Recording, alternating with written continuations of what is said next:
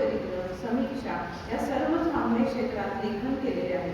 शिवाय इतिहास, तत्त्वज्ञान, राज्यशास्त्र, शिक्षणशास्त्र, समाजशास्त्र इत्यादी विषयांच्या क्षेत्रातही त्यांच्या लेखणीचा संचार आहे.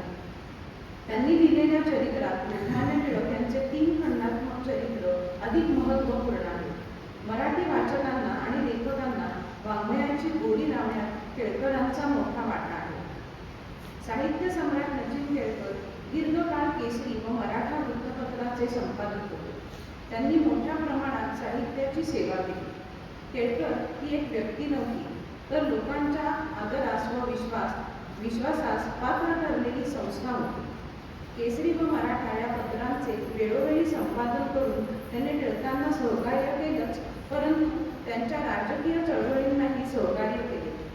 त्यांच्या साहित्यातील बारकावे व वेगळेपण नवसाहित्यकांना ज्ञान व्हावे, त्यांच्या साहित्याविषयीची वैशिष्ट्ये, त्यांची शैली, साहित्य निर्मितीमागील प्रेरणा माहिती व्हावी आणि त्यांच्या योगदानाचा यथोचित गौरव व्हावा या उद्देशाने अशा या थोर व्यक्तिमत्वाचा विचार करून त्यांच्या योगदानाचा स्मृती जागृत ठेवण्यासाठी 1957 सालापासून केसरी मराठा संस्थेने उत्कृष्ट साहित्य कलाकृतीसाठी दरवर्षी कैलासवासी सचिन केळकर ग्रंथोत्तेक पारितोषिक सुरू केलेले आहे.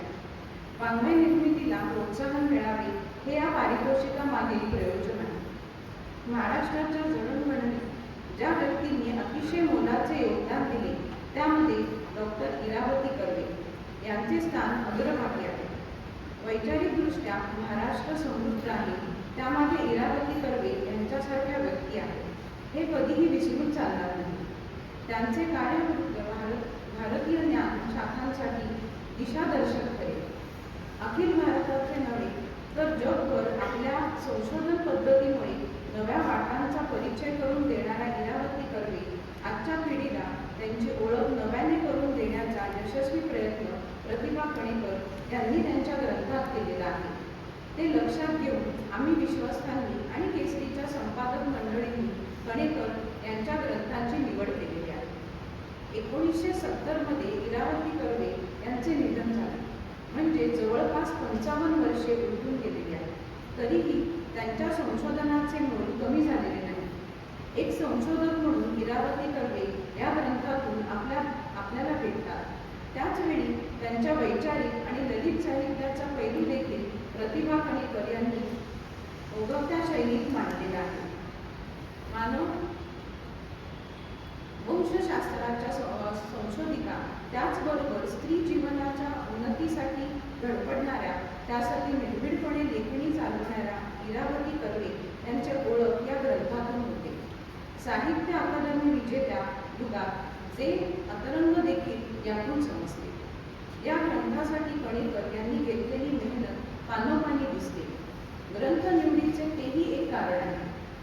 संशोधनात पाश्चात्य दृष्टिकोनाऐवजी प्राच्य विद्येला इरावती कर्वे यांनी दिलेले महत्त्व देखील या ग्रंथातून अधोरेखित होते.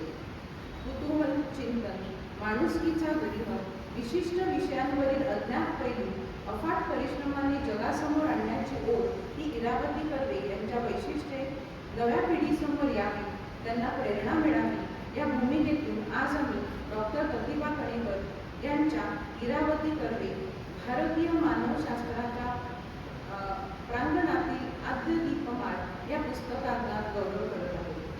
मला खात्री आहे की आमची ही निवड तुम्हाला सगळ्यांना आवडेल. इथेच मी थांबते. नमस्कार.